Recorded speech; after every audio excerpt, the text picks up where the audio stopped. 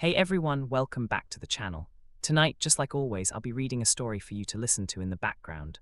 Whether you're playing something, trying to relax, or just letting this run while you fall asleep, I appreciate you being here. Before we get into it, leave a comment and let me know what you're doing while listening. I always like reading those. Alright, let's get into the story. This happened about 6 months ago, and even now I still catch myself thinking about it at random times. Not because it was dramatic or loud or anything like that, but because of how subtle it was. So I live alone. Small apartment, nothing fancy, just a one-bedroom on the 3rd floor of a pretty normal building. The kind where you don't really know your neighbors, but you recognize a few faces in passing. It's quiet, not dead silent, just consistent. You hear footsteps sometimes, doors closing, maybe someone watching TV through the wall. Normal apartment noise. I moved in about a year ago, and for the most part, everything was exactly how you'd expect. Work, home, sleep, repeat, routine. And I like routine. I'm the kind of person who notices when things are out of place. Not in an obsessive way, just aware. Like if I leave something somewhere, I usually remember where it is. That's why the first thing stood out. Even though it was small, I got home from work one evening, dropped my keys on the table near the door like I always do, and went into the kitchen to grab water. Nothing unusual, everything looked the same. But when I came back into the living room, my keys weren't where I left them. They were still on the table, just not in the same spot, not across the room, not missing, just slightly moved. At first, I didn't think anything of it. I assumed I just didn't remember exactly where I dropped them, which is normal, that happens. So I picked them up, put them in my usual spot, and moved on. Didn't think about it again. Until the next day, same routine. Got home, dropped my keys, went to the kitchen, came back, and again they weren't in the same place. This time I was sure, because I had literally just put them down. They weren't far, just rotated slightly. Like someone had picked them up and set them back down a different way. I stood there for a second, just looking at them. Not scared, just confused. And the thing is, when something small like that happens, your brain immediately tries to simplify it. You don't jump to anything extreme, you just think I must have moved them without noticing. So again I let it go. For a few days nothing else happened. Everything felt normal again, routine, predictable, and I actually forgot about it. Completely until about a week later. I came home later than usual that night, around 11 p.m. Dropped my keys, took off my shoes, went straight to the bathroom.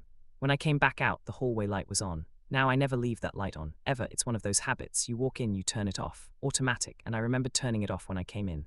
Clearly, so I just stood there for a second, looking at it, trying to replay the last minute in my head.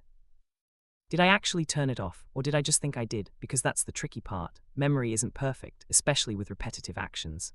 So again, I turned it off and tried not to think about it, but now I was noticing things, not just what happened, but how it felt, because both times there was this tiny delay, like something had changed in between moments, not while I was looking, not directly, just in the gaps, and that's when the thought first showed up, not fully formed.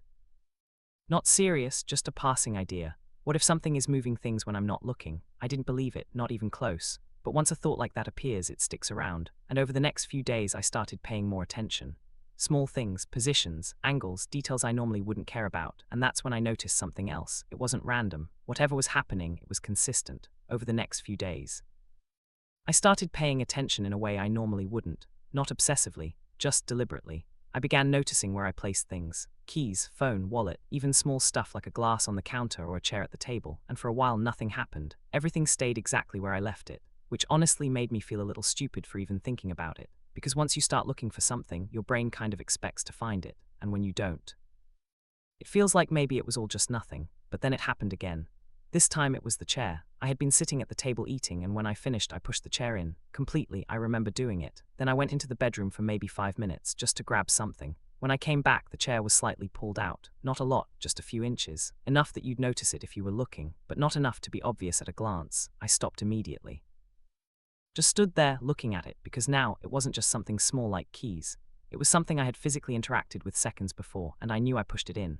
That wasn't something I could second guess as easily. I walked over slowly and pushed it back, again, deliberately, made sure it was fully under the table. Then I stood there for a few seconds longer than necessary, like I was waiting for something to happen. Nothing did, so I stepped away, went back into the bedroom.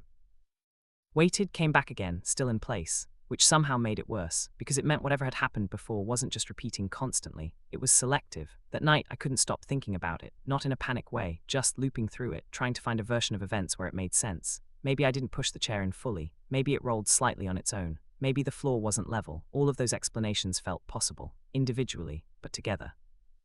They didn't quite fit because it wasn't just one thing anymore, it was a pattern.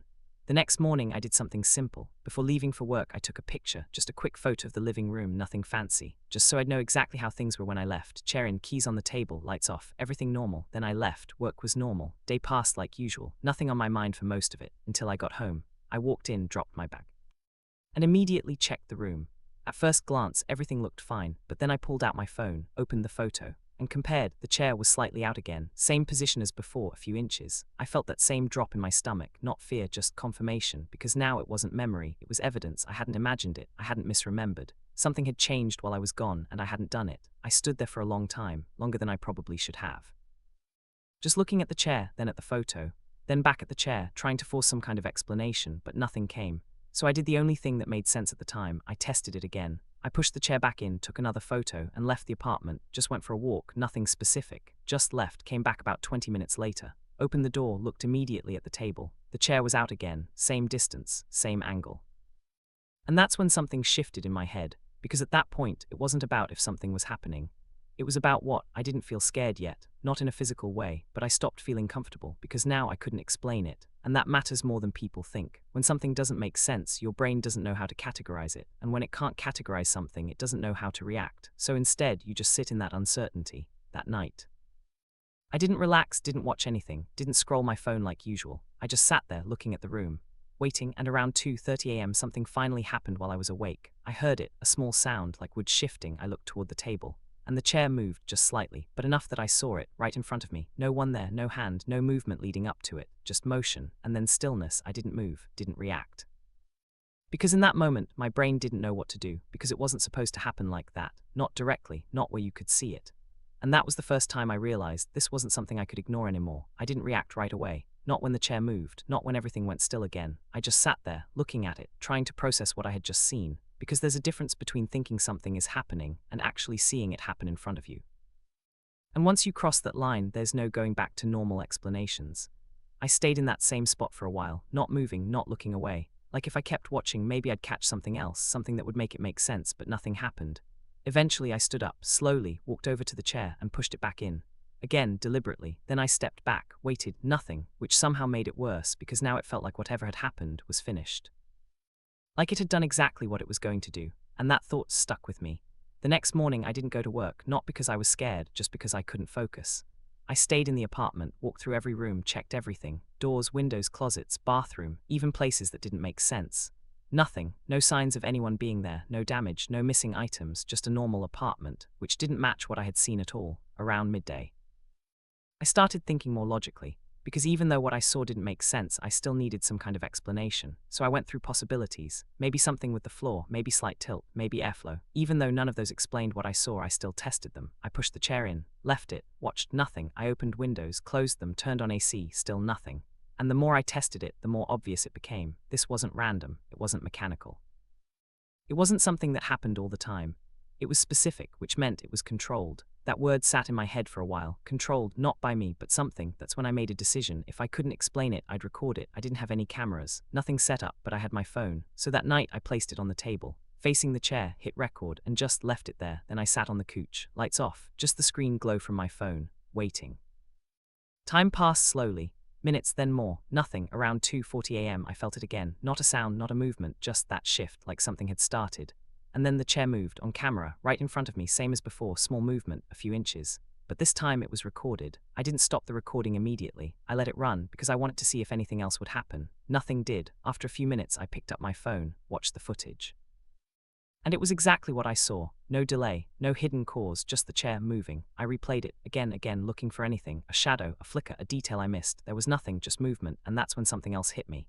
The timing, it wasn't random, it was almost the same time as before, around 2:30 to 3:00, which meant there was a window, a pattern, and patterns means something is consistent. That night I didn't sleep, not because I was scared, but because I was thinking, because now this wasn't something I imagined, this was something real, and whatever it was happening on a schedule.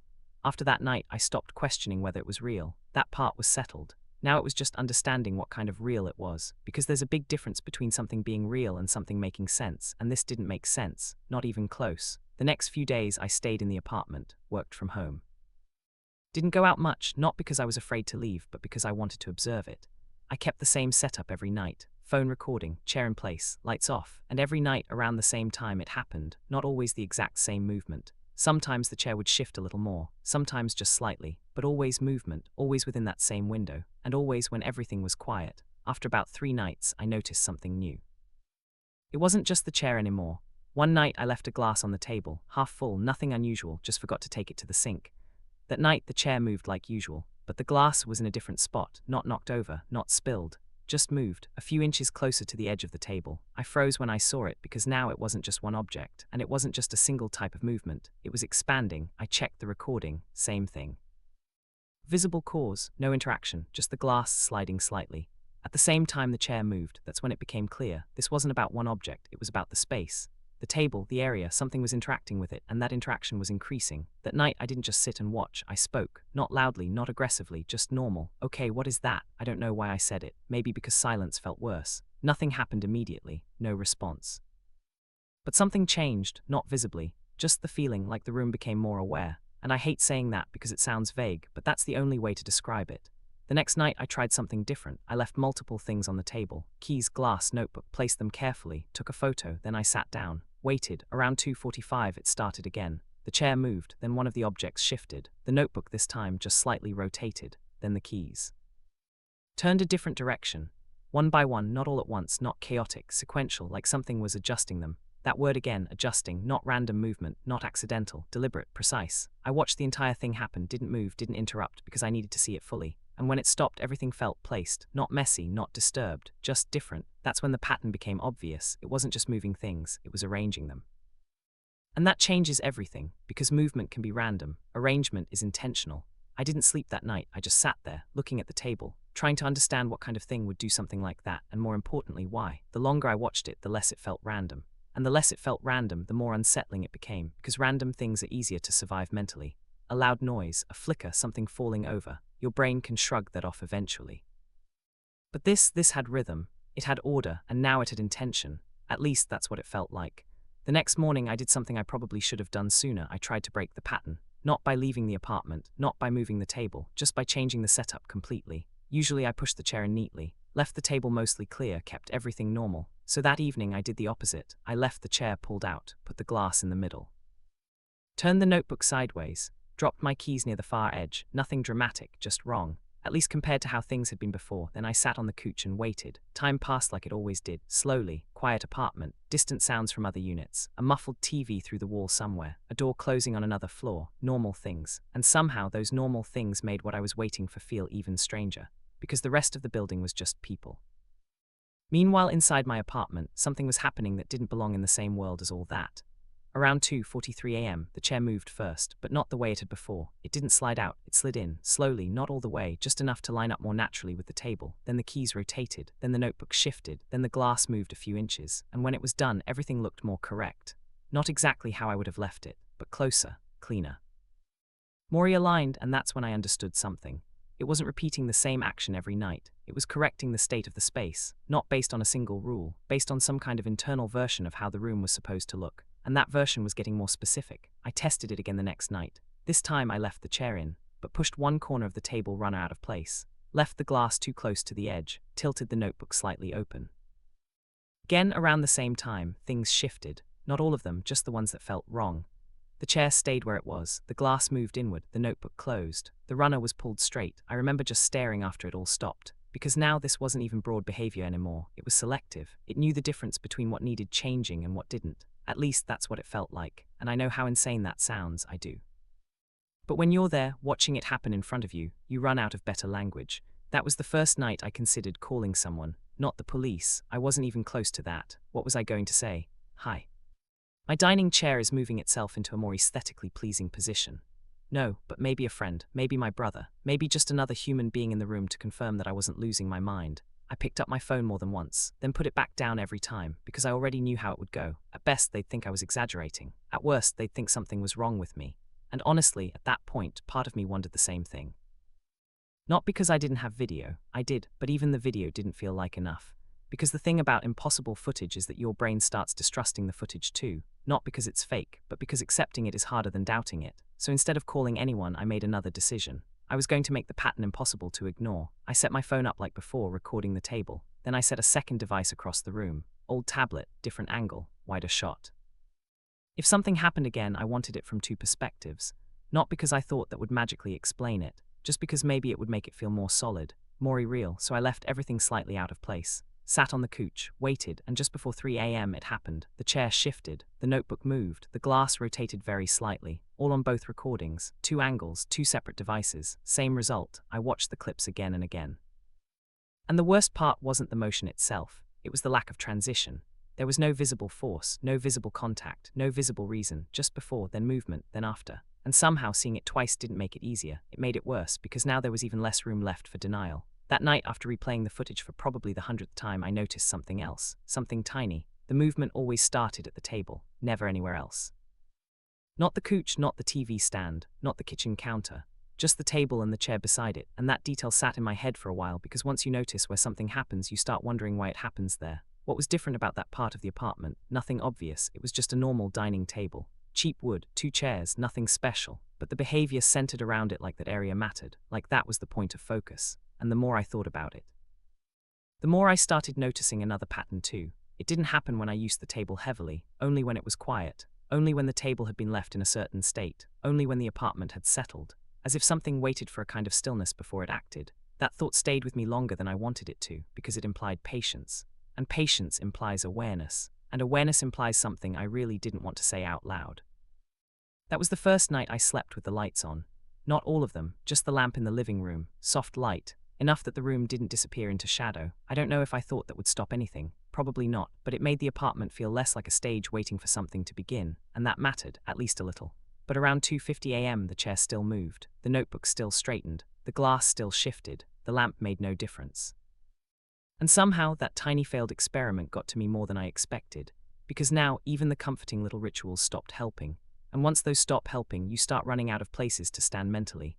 That was when the next thought showed up. Not what is doing this, but what happens if I touch it while it's happening. I didn't act on that thought yet, but it was there. And once it was there, I knew I was getting closer to doing something reckless. Because curiosity doesn't stay passive forever. Not when it keeps being fed, not when it keeps getting stranger. And deep down, I already knew something. The pattern wasn't going to stop. It was going to keep getting more precise, and if I stayed, so was I. That next day I couldn't focus on anything else. Work was open on my laptop, emails came in, messages popped up, deadlines existed, but none of it really landed. Because the whole time in the back of my mind there was just that one thought repeating, what happens if I touch it while it's moving? And the reason that thought kept coming back was simple. Up until then, everything had happened at a distance. I watched it, recorded it, tracked it, but I hadn't interrupted it, not once. I had let it complete whatever it was doing every single time. And because of that, I still didn't know something important. Was this thing reacting to the room or to me? There's a difference, a big one, and I needed to know which one I was dealing with. So that night I set things up differently, not dramatically, just enough to test it. I left the chair slightly out, put the notebook near the edge, set the glass closer to the center. Then I sat at the table instead of across the room, not on the couch, not observing from a distance, actually sitting there, hands folded, phone recording from the side, just waiting. If something was going to happen, it would happen right in front of me, and if it moved something, I was going to stop it. That was the plan. At least that's what I told myself. Around 2:45 a.m. I felt that same shift again. That same quiet internal warning that something had started, nothing visible at first, just that sense of pressure. Like the room itself had become more focused. I watched the notebook, then the glass, then the chair, nothing. A full minute passed, then another. And I actually started to think maybe sitting at the table changed it. Maybe that was enough to interrupt the pattern. Maybe it only acted when the space was unoccupied. Then the notebook moved, just slightly, toward the center, not fast, not jerky, just deliberate. And without even thinking, I reached out and put my hand on it. The movement stopped immediately, completely. I froze, my hand still resting on the notebook, heart beating way harder than it should have been. Because that told me two things at once. First, it could be interrupted. Second, it had been moving while I was touching the table, not the room, the table, the object, right where I was. I kept my hand there for a few seconds, then slowly took it away. Nothing happened. I waited. Then the chair moved, a short scrape against the floor. I stood up so fast the whole table shook a little, and the movement stopped again. Same pattern. As long as I physically engaged with it, it stopped, not permanently. Just in the moment, like it paused. That part bothered me more than the movement itself, because pauses mean response. And response means awareness. I stayed standing for a while, then slowly sat back down. The apartment was completely quiet. I watched the chair, watched the notebook, watched the glass, and after maybe 30 seconds the glass moved, a small turn like it was being aligned with the edge of the table. This time I grabbed it immediately. Again, stop, instant, no resistance. No extra sound, no struggle, just stillness. I don't know how long I did that for, maybe 20 minutes, maybe more. Every time something started to move, I touched it, and every time it stopped. Then when I let go after a little while, something else would begin. Not always the same object, but always one of them, and always slow, careful, measured, like it wasn't trying to scare me, it was just trying to finish. That was the word that came to mind, finish. Like the arrangement mattered more than the movement. Like the process was only a means to get everything into the right place. Eventually I got tired, not sleepy, just mentally exhausted, so I did something I hadn't tried before. I put everything exactly how it seemed to want it. Chair aligned, glass centered, notebook squared with the edge of the table, keys placed neatly. Then I sat back and waited, and nothing happened, nothing at all, no shift, no sound, no movement, just stillness. And in a strange way, that was the clearest answer I'd gotten yet, because it meant I could end the behavior. Not by stopping it, not by understanding it, just by letting it complete what it wanted. That realization gave me a weird kind of relief, and I hated that because relief meant adaptation. It meant I had already started thinking in terms of its rules. If I leave things like this, it stays quiet. If I leave them slightly off, it corrects them. If I touch them, it pauses. That's not normal thinking. That's learning how to live inside someone else's pattern. And once I realized I was doing that, I felt sick, not physically, just deeply uncomfortable in a way that was hard to explain, because it meant I wasn't just observing this anymore. I was participating in it. The next few nights confirmed it. If I left the table correct, nothing happened. If I left anything slightly off, it adjusted. If I interrupted the movement, it paused and resumed later. Always calm, always precise, never faster, never aggressive. That last part almost made it worse, because there was nothing dramatic to push against. No obvious threat, just something quietly insisting on order. And the longer that went on, the more the apartment started feeling divided. Not into rooms, into states. Correct and incorrect, aligned and misaligned, quiet and active, and all of it centered around that table. One night I didn't even mean to test it. I came home late, dropped my wallet on the table at an angle and forgot about it. At 2:52 a.m. it rotated slightly. That was it. No chair movement, no glass, just the wallet turning until it lined up neatly with the edge. I watched that happen from the couch and felt this cold little certainty settle in me. It wasn't random. It wasn't broad, it was getting more refined, more selective, more exact, and that meant one thing. Whatever this was, it had learned the space, maybe even me.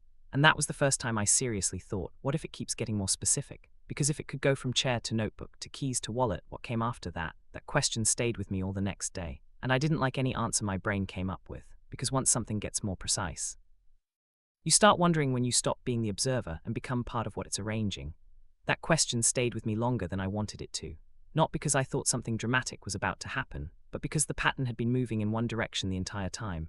More precise, more selective, more personal. And once you notice progression in something like that, it becomes hard to sit still inside it, because progression implies there's somewhere it's going. Even if you don't know where. The next night I changed the setup again, not the table this time, me. Usually when I waited for it, I sat in the living room or at the table, still in the apartment, still visible to the space. This time I stayed in the bedroom with the door open just enough to see part of the dining area, not fully hidden, just removed. I wanted to know if distance changed anything, if it mattered whether I was in the room or just nearby. So I turned the hallway light off, left the table slightly wrong the way I had been doing, and sat on the edge of the bed with my phone in my hand. Waiting. Around 2:47 a.m. that same feeling came back, that quiet internal shift, and then the chair moved, a small scrape against the floor, then the notebook straightened, then the glass slid slightly inward. Same pattern, same precision, no visible difference at all, so being in another room didn't matter, at least not in that way. I stayed still, kept watching, and then something happened that hadn't happened before. The bedroom door moved, just a little, not shutting, not opening wider, just adjusting, a few inches, slowly, like it was being lined up with the frame. I felt every muscle in my body tighten, because up until then the behavior had stayed centered around the table. The chair, the objects, that area. Now the bedroom door had moved, and I was in the bedroom. That wasn't broad enough to be coincidence anymore. That was context, so I stood up immediately, and the door stopped, everything stopped. The whole apartment went completely still. I didn't move for a few seconds, then I stepped into the hallway, looked at the table, nothing else changed. I went back to the bedroom, stood by the door, waited, another 30 seconds maybe. Then slowly the door moved again toward the frame just a little. I reached out and put my hand on it, stopped, same as before, immediate, no resistance, no extra sound. Just pause, and that was the moment I stopped being able to tell myself this thing only cared about the arrangement of the room, because now it had included the boundary between rooms, a boundary that included me. I slept badly after that, not because anything else happened. It didn't, but because once something extends even slightly beyond the place you mentally assigned it to, the whole structure changes. Before it was the table. Then it was the space around the table. Now it was the apartment, and those are very different levels of comfort. The next day I didn't test anything, didn't move objects around, didn't sit up waiting for the pattern. I just came home from work, ate dinner, and tried to exist normally for once, and for a while it worked. I watched something mindless, ignored the table, kept the lights the way I liked them, and almost convinced myself I needed a break from feeding into it. Then, around midnight, I got up to go to the kitchen. And when I walked back through the hallway, the bedroom door was almost fully shut. I stopped right there because I had left it open. Wide open, intentionally, not as a test, just because I didn't want to feel boxed in. And now it was nearly closed. No sound, no motion, just changed. I pushed it back open immediately and stood there looking at it. Then I laughed once, not because it was funny, just because at that point, what else do you do? Because once you've reached the stage where interior doors are quietly repositioning themselves while you're in the next room, the normal set of emotional responses kind of breaks down. That was the first night I didn't wait for the 2:30 window. I left, not with a packed bag, not dramatically. I just put on shoes, grabbed my keys, and drove around for an hour. No destination, just movement, because being inside the apartment had started to feel too specific, too arranged, too aware. When I came back, everything was quiet. No obvious changes. The bedroom door stayed where I left it. The table looked normal, and I remember standing there inside the apartment, keys still in my hand, thinking something that I didn't want to admit even to myself. It wasn't just that the place felt wrong. It felt like it preferred things a certain way, and the more I disrupted that, the more it reached outward to restore that preference. Not violently, not aggressively, just insistently. And that's a bad feeling, because insistence lasts longer than fear. Fear spikes and passes. Insistence just keeps going. So the next night I made a decision. I was going to test the limit. Not by the table, not by the chair, by something that mattered to me. I took my keys, the same keys I always dropped on the table when I got home, and placed them in the bedroom on top of my dresser. Then I left the table completely clear. No chair out, no notebook, no glass, nothing. Everything else in the apartment was normal. Then I sat in the living room and waited. If the behavior centered around order, then maybe it would stop. If it centered around my routine, then maybe it wouldn't. That was the difference I needed to understand. Around 2:50 a.m., nothing happened in the dining area. No chair scrape, no object shifting. The table stayed empty. And for one brief moment, I thought maybe I had finally narrowed it down. Maybe it really was just the table. Maybe clearing the space broke the pattern. Then I heard it. A soft metallic sound from the bedroom, not loud, just enough. I stood up immediately and walked down the hallway. And when I reached the doorway, my keys were no longer on the dresser. They were on the floor, perfectly placed, parallel to the edge of the rug. I stopped dead, because that told me everything I needed to know. It wasn't the table. It had never been the table. The table was just where my routine lived. Now the routine had moved, and it had followed. That was the first moment I felt something closer to dread than fear. Because keys aren't a chair. They're not a notebook. They're not Dacre. They're mine, used by me, placed by me, moved by me, and now something else had arranged them, not because they were in the wrong room, but because they were in the wrong place for me. I didn't touch them right away. I just stood there in the bedroom doorway looking at them. Then I looked around the room. Closet shut. Bed undisturbed, dresser normal, everything else was still. Only the keys had changed. That was enough, because that was the moment I knew the pattern wasn't broadening anymore. It was narrowing toward me, and once something starts narrowing toward you, staying still inside it becomes a very different kind of choice. I didn't pick the keys up right away. I just stood there in the doorway of my bedroom looking at them on the floor, perfectly aligned, too precise to be accidental, too intentional to ignore, and that's when something shifted again, not in the apartment, in me, because up until that point I had been observing something, tracking it, testing it, trying to understand it. Now, it felt like something was observing me back. Not watching in a literal sense, not like eyes, but aware of where I put things, how I moved, what my routine was, and more importantly, what belonged to me. The keys weren't random, they were personal. That distinction mattered. More than anything that had happened before, I stepped into the room slowly, walked over, picked them up. Nothing happened, no reaction, no follow-up, just silence. But the silence felt different now. Heavier, like it wasn't empty anymore. I put the keys back on the dresser, but this time not carefully, just dropped them. Then I walked back into the living room and sat down because I needed to see something. I needed to know if it would correct them again. If it would fix them the way it had fixed everything else. Time passed, no movement, no sounds, and for a moment I thought maybe it was done for the night. Then a soft metallic shift from the bedroom. I didn't move right away, I just sat there, listening. Then I stood up and walked back. The keys were on the floor again. Same position, same alignment. That was the first time something repeated in direct response to me. Not part of the usual pattern. Not part of the 2:30 window, just reaction. I felt that same cold drop in my chest again, because now it wasn't just maintaining a pattern. It was correcting my interference, and that's a very different situation. I didn't pick them up again, I just left them there.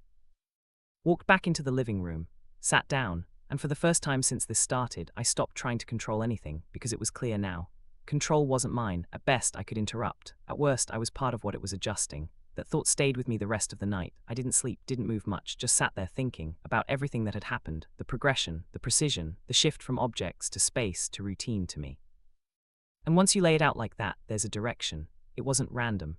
It wasn't static, it was moving closer. And that's when the next thought showed up. Not what is this, but what happens next. Because if it could move keys, align them, correct them after I moved them, what happens when it runs out of objects? That question didn't have a good answer, and I didn't want to wait to find out. Around 4 a.m. I made a decision, not dramatic, not panicked, just final. I grabbed a bag, put a few things in it.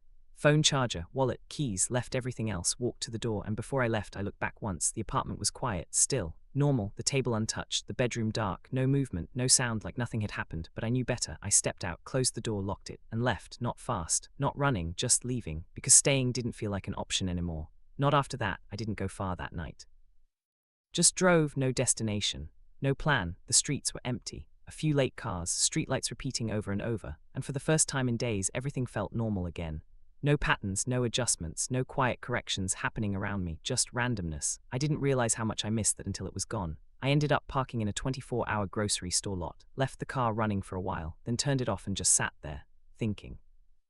Because once you step out of something like that, your brain finally has space to process it. And the more I thought about it, the clearer one thing became. It wasn't following the apartment, it was following my routine. The table mattered because I used it. The keys mattered because I handled them. The door mattered because I moved through it. It wasn't tied to objects, it was tied to patterns. And patterns come from people. That realization sat heavy, because if that was true, then leaving the apartment might not be enough. I stayed in that parking lot until sunrise, didn't sleep, didn't go anywhere else, just waited, and nothing happened, no strange sounds, no movements, no feeling, just morning, and that should have been reassuring, but it was, because absence doesn't prove anything, it just delays it. Later that day I went back, not to stay, just to check. The apartment looked exactly the same, nothing out of place, nothing moved, except the keys. They were no longer on the floor, they were on the table. Centered, aligned, exactly how I would normally leave them. That stopped me, because I hadn't done that. I hadn't gone back into the bedroom after leaving, hadn't picked them up, hadn't placed them there. And yet they were where they should be. That confirmed it. The pattern continued, even without me there, at least for a while. I didn't stay long, just enough to see that, then I left again. That night I didn't go back. Stayed at a friend's place. Didn't explain anything, just said I needed a couple days. And again, nothing happened. No movement, no strange feeling, no pattern, which should have felt like an ending. But it didn't, because the absence of something doesn't erase it. It just means it's not active right now. Over the next few days, I started noticing something else. Not in the apartment, in my own behavior. I would set things down and then check them again, without thinking, make sure they were straight, aligned. In place, not because I wanted to, but because it felt necessary. Like leaving something slightly off would trigger something, even when I wasn't in that apartment anymore. That was the part that bothered me most, not what it did, but what it left behind, because patterns don't just exist in spaces, they get into you, and once they do, it's hard to tell where they stop. For the next few days, I stayed away from the apartment as much as I could. Not in some dramatic, never-go-back kind of way, just practically. I slept somewhere else, stopped spending long stretches of time there, only went back during the day if I needed clothes or work stuff or anything important, and every time I walked in, everything looked normal, which by that point didn't mean much, because I had already learned something important. A place can look completely ordinary and still not be safe to settle into. Not physically unsafe, not in the obvious sense. Just wrong in a way that changes you if you stay too long. I started packing without really calling it that. A bag here, a box there, some things into my car, some things left with a friend, nothing official, but enough that if I needed to stop going back entirely I could, and that's what I told myself. This is temporary, just until you decide what to do. But deep down I think I had already decided, because every time I unlocked that apartment door I noticed the same thing. I would hesitate just for half a second before stepping inside, and that hesitation tells you more than logic ever will. One afternoon I went back to grab a few more things and I noticed something that almost made me laugh, not because it was funny, just because at that point the situation had stopped surprising me in normal ways. I had left a sweatshirt draped over the back of the dining chair the last time I was there, not folded, not neatly placed, just thrown over it casually. When I came back it was folded, not perfectly, not in some store display kind of way, but tidier than I would have left it, placed over the seat instead of the back. And I remember just standing there looking at it thinking, of course, because now it wasn't even limited to objects that had a proper position. It was interpreting disorder, making decisions about what looked more correct, and that's the point where something stops feeling mechanical entirely, because interpretation means judgment. And judgment means something is choosing. I didn't touch the sweatshirt right away, I just kept looking at it, then the chair, then the table, then the rest of the apartment. Because suddenly every single object in that room felt like part of a system I didn't understand, not a haunting, not a presence in the dramatic horror movie sense, something worse, honestly, a logic, a quiet, exacting logic that kept arranging things according to rules I hadn't agreed to. And I had been living inside that logic for weeks. That night I made a mistake, or maybe mistake isn't the right word. Maybe I was just tired. Tired enough that curiosity and frustration started blending together. Because instead of staying away, I went back after dark, not to sleep, just to sit there one more time. And I told myself I was only doing it because I wanted closure, which sounds nice. But what I really wanted was to know whether it would still happen if I stopped caring about the arrangement completely. So I walked in, turned on the lamp, and deliberately made the place worse. Not damaged, just wrong. I pulled the chair out too far, left the sweatshirt half on the floor, set the keys in the middle of the table, opened the notebook, put a glass near the edge. Then I sat on the couch and waited, and the waiting felt different that night, less fearful, more resigned, because by then I already knew the pattern. Somewhere between 2:30 and 3:00 it would start, and it did, not with a sound, with that same familiar shift in the room. Then the chair moved, then the sweatshirt slid fully onto the seat, then the notebook closed, then the keys rotated, then the glass moved inward, all of it one after another, like a sequence being completed. And I didn't interrupt it, didn't test it, didn't touch anything, I just watched, because for the first time I wanted to see what happened when I gave it no resistance at all, and once everything was correct again, the room went completely still. No extra movement, no follow-up, nothing that should have reassured me. Instead, it did the opposite, because it told me something. The thing I had been avoiding the whole time. It wasn't trying to frighten me, it wasn't trying to communicate. It wasn't escalating because I was there. It was simply doing what it did, over and over, consistently, regardless of what I thought about it, and for some reason that felt colder than anything else, because cold systems don't stop. They just keep running. I left before 3:30 that night, not because anything new happened, because nothing did. I left because I finally understood that waiting for a dramatic moment was pointless. There wasn't going to be one, no reveal, no explanation. No final event that made everything click, just the same behavior, repeated, refined, maintained. And if I stayed, the only thing that would change was me. That's the part that mattered. Not whether it grew more active, not whether it started touching more personal things, just the fact that I was already adapting to it in ways I didn't like. Checking angles, straightening objects, thinking in terms of correct. That wasn't me, or at least it hadn't been before that apartment. And I didn't want to find out how much more of that change would stick if I stayed another month, or another week, or another night. So that was it, not officially, not all at once, but mentally I was done. The next morning I contacted the landlord and said I needed to end the lease early. I gave a work-related excuse, said I had to relocate, kept it simple, because there was no version of the truth that would help. He pushed back a little, mostly about timing and paperwork, but nothing serious. Just the usual landlord stuff, and I agreed to pay what I had to pay, because at that point money wasn't the issue. I just wanted out cleanly. No conversations, no drawn-out process, no more nights there. And once that was in motion, something in me relaxed for the first time in a while. Not fully, but enough. Enough to realize how tense I had actually been the whole time. Because sometimes you don't notice how much stress you're carrying until you decide to leave the thing causing it. That evening I went back one last time to finish packing. Broad daylight, windows open, music on from my phone just to fill the silence. And while I packed, nothing happened. No movement, no sounds, no strange little corrections. Everything stayed exactly where it was, which felt appropriate somehow. Like the apartment only became active when it settled into itself. When it got quiet enough for the pattern to resume, daytime made it look harmless again, like a prop, like a place that could still pass for ordinary. And maybe that's what bothered me most in the end. How easy it would be for someone else to walk in after me, see the same table, the same chair, the same soft light through the window, and think nothing of it. Because from the outside, nothing about that place warned you. You just had to live inside it long enough for the pattern to reveal itself. And by then, some part of you was already inside it too. After I moved out, everything should have gone back to normal. And on the surface, it did. New place, different layout, different building, different routine, more noise, neighbors, random sounds through the walls, doors slamming, people walking upstairs. All the things I used to find slightly annoying now felt grounding because none of it followed a pattern. Nothing was precise, nothing was consistent in that same way. Things happened randomly, messy, human. And that mattered more than I expected. For the first couple of weeks, nothing strange happened. No movement, no shifting, no quiet corrections in the middle of the night, just normal life. And I told myself that was it. Whatever had been happening was tied to that apartment, that space. And leaving it ended it, which made sense because the pattern had lived there. The table, the chair, the arrangement, all of it belonged to that place. So I moved on, or at least I tried to. Because something small started happening, not right away, but gradually. I'd set something down and then pause, noticing how it looked, whether it was straight, whether it was aligned, and sometimes, without even realizing it, I'd adjust it, just slightly, make it correct.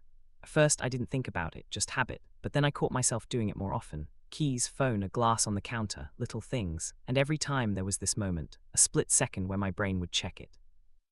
Is this right? That question didn't used to be there. It wasn't how I thought before, but now it was automatic, and that's when I realized something.